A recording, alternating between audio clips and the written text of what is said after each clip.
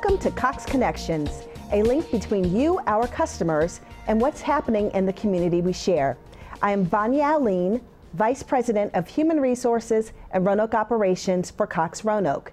CCAP, or the Community College Access Program, is giving eligible 2015 area graduates of public high school the opportunity to attend Virginia Western tuition-free. Here to tell us about CCAP and other initiatives at the college are Dr. Angela Falconetti and Rachel Lowe. Thank you, Angela, for being here, and Rachel, thank you for being here with us today. Why don't we start with you telling us about CCAP?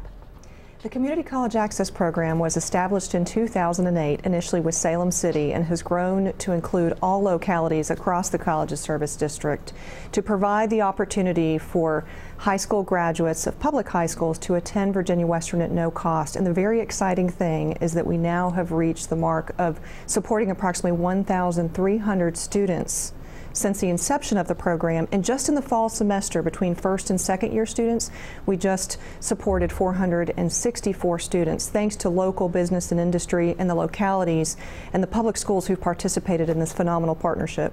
And Rachel, you're here as a student of Virginia Western and also as a benefactor in the CCAP program. Why don't you share with us your experience? I chose to go to Virginia Western because I came from a single parent home and I financially could not attend a four-year university without going into a large sum of debt.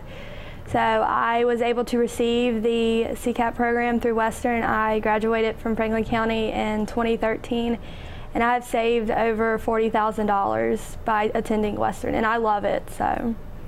Terrific. Rachel, thank you for sharing that wonderful story, and congratulations on your acceptance into Virginia Western, and I look to see big things from you in the future. Thank you. So, Angela, let's go back to you and talk about some of the many exciting initiatives, specifically regarding STEM, that's happening at Virginia Western. So not too long ago, you received an $800,000 grant from the National Science Foundation. Would you like to share more details about that? Thank you so much. It's very exciting. It's the largest grant that our institution has received from the National Science Foundation, and it is to support mechatronics. Dan Harine, who is one of our faculty in the engineering program, was the lead faculty member submitting this grant, who, by the way, he happened to receive the Outstanding Faculty Member of the Year last year in community colleges by the National Science Foundation.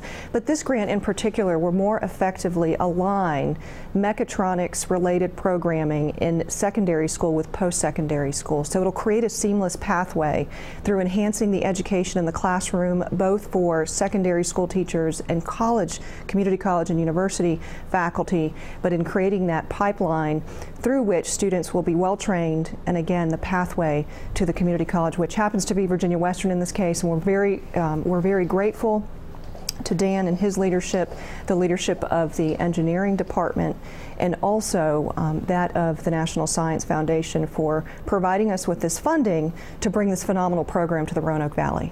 Great. And so I referenced STEM, which is an acronym for Science, Technology, Engineering, and Mathematics, but mechatronics, can you share with us briefly what that is? Mechatronics is a complex word. Doesn't it sound complex? But it really is a program that in particular Mr. Harine, who I just mentioned, Dan Harine, established at the community college years ago. It's an associate in applied science, but it has to do with the manufacturing industry, you know, advanced manufacturing, the types of jobs that we foresee in the Roanoke Valley becoming more and more critical, not only today but in the years to come. Terrific. Thank you.